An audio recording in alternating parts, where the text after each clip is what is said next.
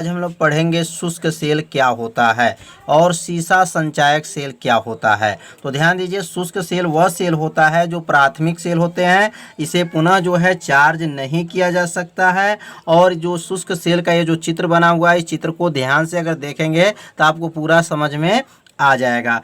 इस जो सेल में यह एक छड़ आपको दिखाई दे रहा है, यह किसका छड़ है? तो ये लिखेंगे कार्बन का यह छड़ है। और इसके पास ये चारों ओर से बना हुआ है, देख रहे हैं चारों ओर से, ये किसका है? तो जिंक का ये खोल है। और इसके अंदर एक पेस्ट भरा हुआ है, किसका है? ZnCl2 का क्या है? पेस्ट है। और इसके अंदर जो है नौसादर भी है। और यह इसके अंदर जो MnO2 प्लस क्या है? C है। तो इसके बारे में यहाँ पे नोट किया जाएगा और अच्छे से अपने कॉपी में क्या कीजिएगा, आप लोग नोट करते चलिए। जो चित्र में देख रहे हैं उसी को यहाँ पर लिखना है। तो ये लिखेंगे यह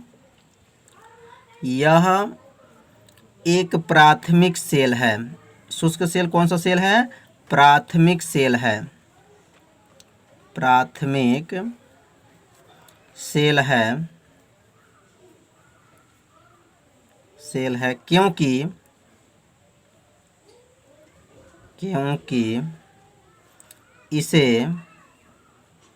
इसे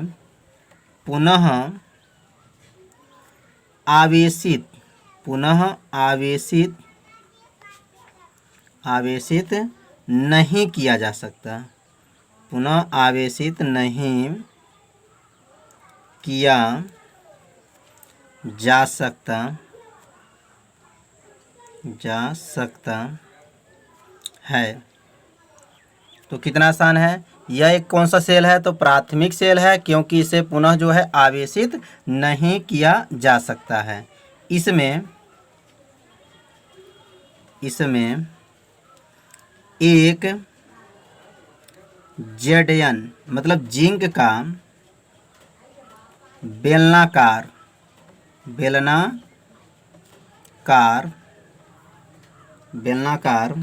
बर्तन होता है।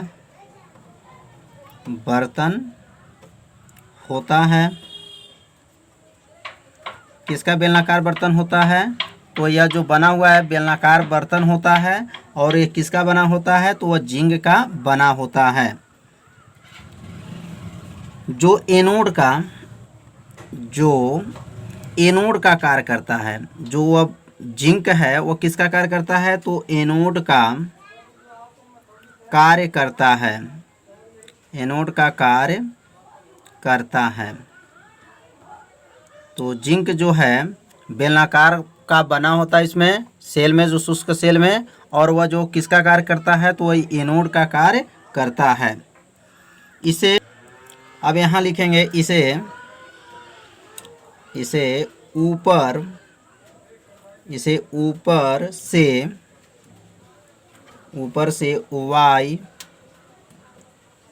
वाय रुद्ध कर, मतलब वाय को रोक कर देते हैं।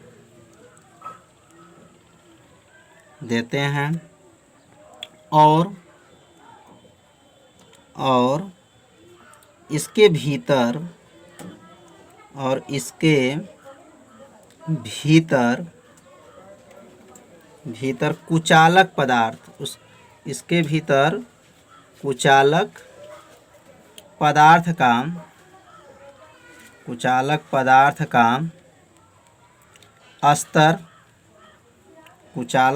का स्तर लगा होता है। किसका स्तर लगा रहता है? तो इसके भीतर जो है कुचालक पदार्थ का स्तर लगा होता है। इसके बीच में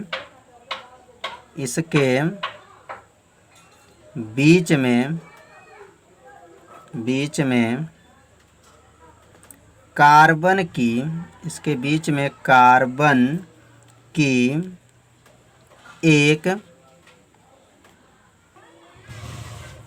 की एक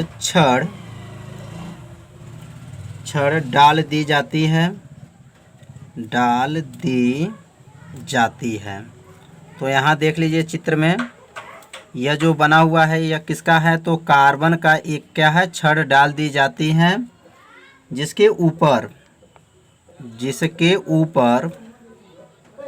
जिसके ऊपर ऊपर पीतल की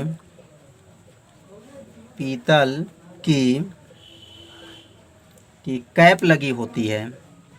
पीतल की क्या लगी होती है? कैप लगी होती है। तो अब यहाँ देखिए पीतल का जो है इसके ऊपर जो है धातु, जो हमारी पीतल की इसके ऊपर क्या लगी है?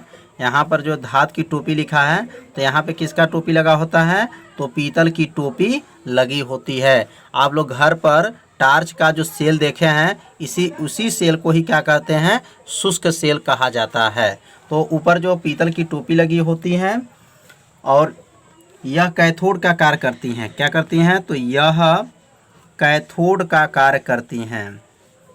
जो पीतल की टोपी लगी होती हैं वो किसका कार्य करती हैं? तो कैथोड का कार्य करती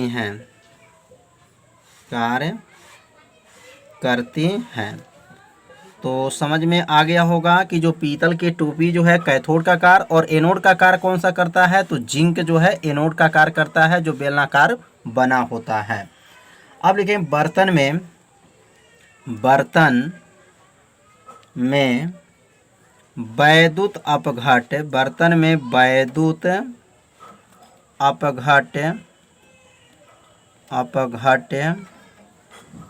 के रूप में, वैद्युत अपघट के रूप में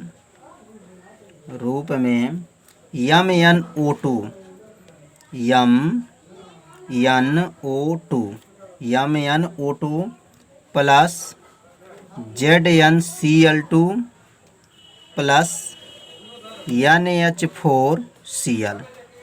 तो यह जो है मैग्नीज डाइऑक्साइड, जिंक क्लोराइड, और यह जो है नौसादर कहा जाता है NH4Cl या अमोनियम क्लोराइड कहा जाएगा, का मिश्रण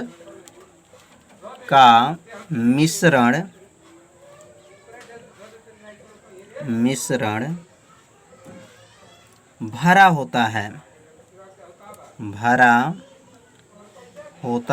है। तो समझ में आ रहा होगा। इसे अपने कॉपी में लिखते भी चलिए।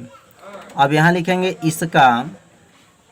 इसका वैद्युत वाहक बल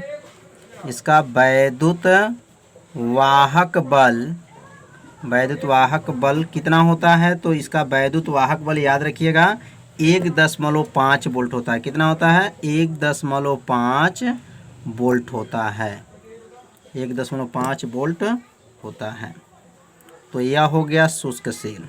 तो शुष्क सेल समझ में आ गया होगा कि शुष्क सेल कौन सा सेल है? तो यह प्राथमिक सेल होता है, क्योंकि इसे क्या कहते हैं? पुनः जो है आवेशित या चार्ज नहीं किया जा सकता है। और उसका जो किसका बेलनाकार होता है? तो जिंक का जो है बेलनाकार बर्तन होता है। और वो किसका कार्य करता है? तो एनोड का कार्य करता है। तो इसे अपने कॉपी में क्या कीजिए? नोट कर लीजिए, और इसे एक बार पढ़ लेंगे तो आपको पूरा याद हो जाएगा। और इसमें जो चित्र है, चित्र को ध्यान से अगर देखेंगे तो आपको चित्र से ही आप इसका उत्तर लिख सकते हैं। अब हम लोग पढ़ेंगे सीसा संचायक सेल। तो यहाँ नोट करेंगे हम सीसा संचायक सेल। यह जो सेल है बहुत ही महत्वपूर्ण है, क्योंकि यह सेल जो है पेपर में कई बार आ चुका है कि सीसा संचायक सेल के बारे में बताइए।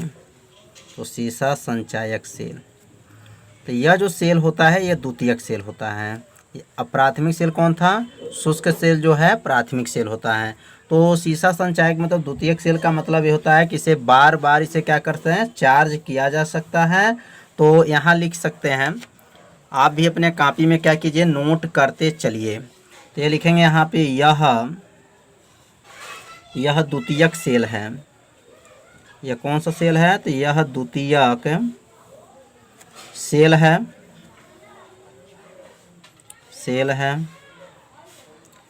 जिसे बार बार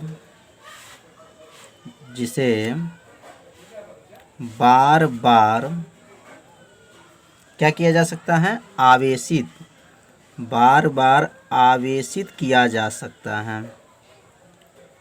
आवेशित किया जा सकता है।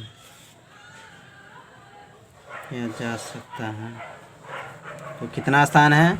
यह द्वितीयक सेल है जिसे बार बार क्या कर सकते हैं, आवेशित किया जा सकता है।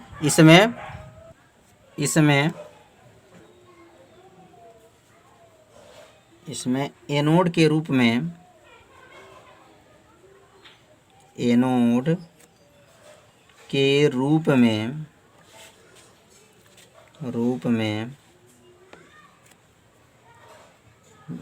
पीबी याद रखेंगे, शीशा होता है जो पीबी, लेड इसको बोला जाएगा। एनोड के रूप में पीबी तथा कैथोड के रूप में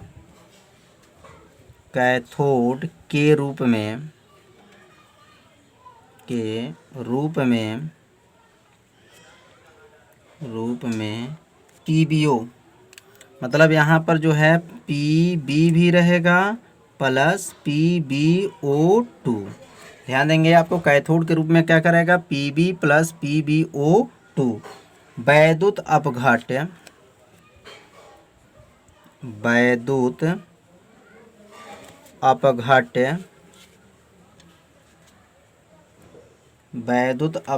के रूप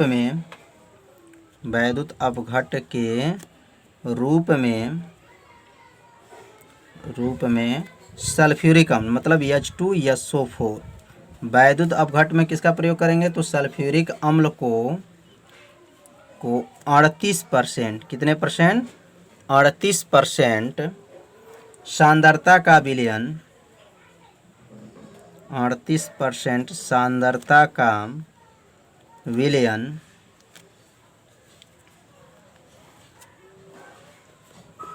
जोड़ा जाता है जब जोड़ा जाता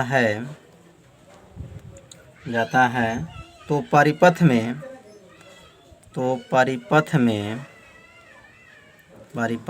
धारा, परिपथ में क्या होता है, धारा प्रवाहित होने लगता है।